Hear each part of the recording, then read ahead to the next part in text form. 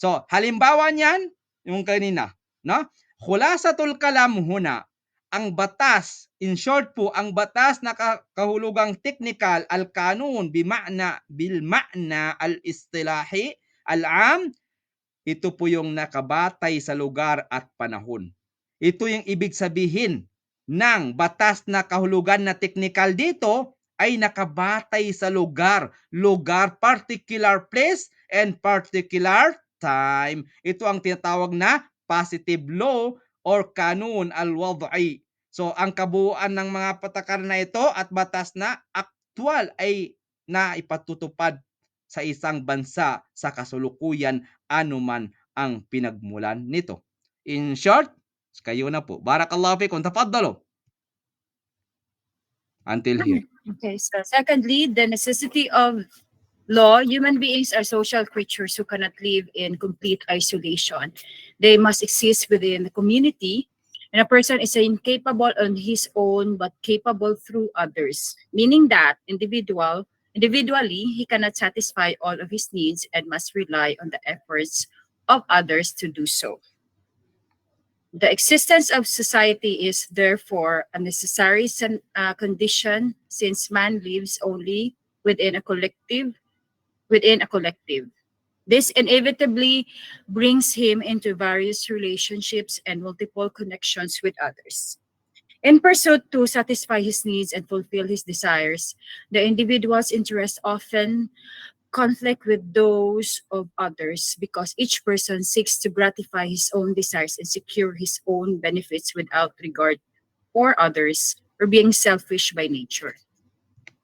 If individuals were left to settle their relations with others according to their own will and whims, they would prioritize their own interests over those of others. As a result, the strong would dominate the weak, leading to chaos, disorder, the absence of security, and collapse of social peace, ultimately threatening the very existence of society. Sige, Papa. Apa, continue. Ubusin natin. Inshallah. Okay. For this reason, there must be a system to guide the activities of individuals and regulate their relationships in such a way as to limit their absolute freedom of action and reconcile their conflicting interests.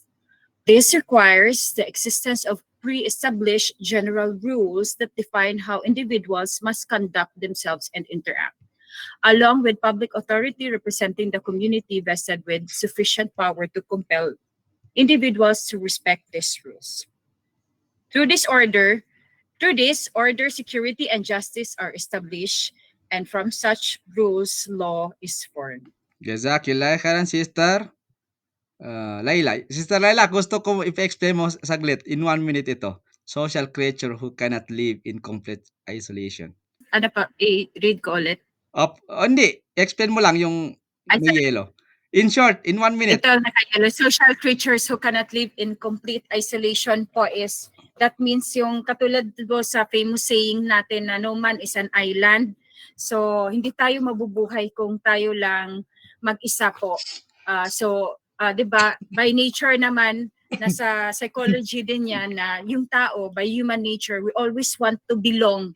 So, that's part sa atin on our nature na as human beings, no, gusto natin talaga na meron tayong makasama din sa buhay. Parang ganun po. We are a social creatures. Mashallah. Jazakillah khairan, Sister Layla. Tama. Dalawa po yung psychologist natin dito sa klase. Dalawa ang psychologist natin dito sa klase. Mashallah. Hindi ko alam kung mayroon pang pangatlo. Hindi ko pa alam. Pero ang alam ko lang, mayroon tayong 3 psychologist. Ay, 2. Mashallah. Jazakillah khairan, Sister Shirel. In Arabic po, daruratul kanun. Al-insanu kain ijtima'i. La yastati' an ya'isha bimufradihi. Bal la budda lahu min al-aishi fi jama'ah. Yan po, ayon sa sabi ni Sister Layla sa psychology. Kahit sa psychology, ganun talaga, no? Hindi po mabubuhay ang isang tao pag wala siyang kasama. Agree or disagree? Okay, kukunin natin mamaya. Okay, dito po, ang tao ay likas na panlipunang nilalang, social being, na hindi kayang mabuhay ng mag-isa. katulad ng isang magsasaka na nangangailangan ng karpintero para magpatayo ng bahay. O ng isang guro na nangangailangan ng magsasaka para sa pagkain. Tayo ay nakadepende sa isa't isa upang matugunan ang ating mga pangangailangan. Yan po ibig sabihin, no? Walang ibig sabihin na iba. Kaya may iba yung isip natin, no? Hindi, biro lang. So dito yun po ang ibig sabihin natin sa libro na yan, no? Na hindi kayang mag-isa.